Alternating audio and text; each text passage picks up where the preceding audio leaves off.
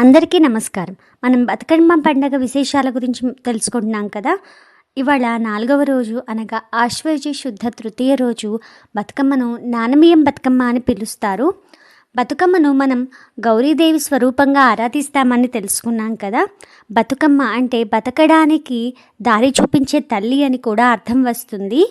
ఈరోజు అనగా 4వ రోజు బతుకమ్మను తంగేడు, గునుగు, కట్లపూలు, సీతజడ పూలు మరియు రుద్రాక్ష పూలతో 4 అంతరాలలో పేరుస్తారు. ఇలా 4 అంతరాలలో పేర్చినటువంటి బతుకమ్మ పైన గౌరమ్మను ఉంచి ఆ పసుపు గౌరమ్మను ఆవాహన చేస్తారు. ఆపై ఆ బతుకమ్మను ఇంట్లో పూజిస్తారు.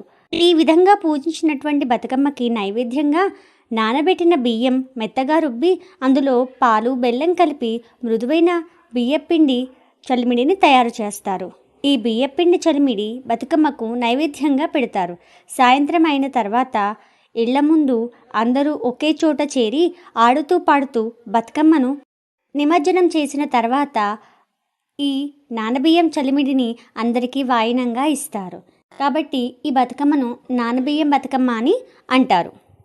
5వ రోజు బతుకమ్మ విషయాలు విశిష్టతతో రేపటి వీడియోలో కలుసుకుందాం. ధన్యవాదాలు.